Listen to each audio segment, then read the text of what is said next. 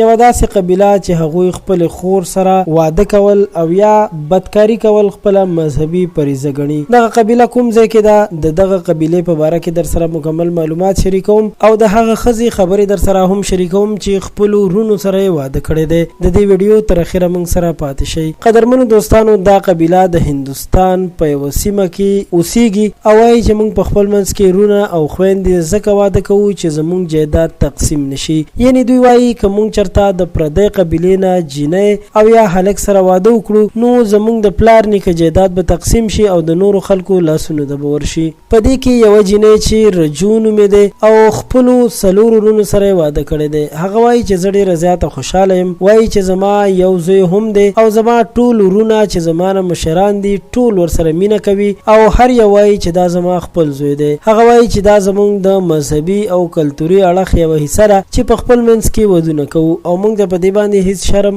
نه درېږي، بلکې دا موږ ته یو ښه کار ښکاري چې د خپل پلار نیکه جایداد په خپلو لاسونو کې وساتو. قدرمنو دوستانو، دا یوازې قبیله نه ده بلکې داسې نورې هم ډېرې قبیلې شته چې هغوی دغه ناروا او غلط عمل ته د یو مذهبي فریضې نوم ورکوي، خو دوی چې مسلمانان نه دي او کیدای شي د دوی په مذهبي فریضه کې همدغسې خبره وي، خو دا یو ډېر غلط کار دی ځکه چې رور او خور داسې مقدسه رشته ده چې د داسې غلط عمل کولو په باره کې سوچ هم نشي کولی. الله تعالی دې موږ تاسو او ټولو مسلمانانو ته په دین اسلام باندې د کلک ودرېدلو توفیق را نصیب کړي. د پښتو پوسټ چینل د دې ویډیو د کتلو مو ډېره مننه کوم. زموږ چینل سبسکرایب کول مو هیر نشي. ستاسو ټولو بیا هم ډېره مننه.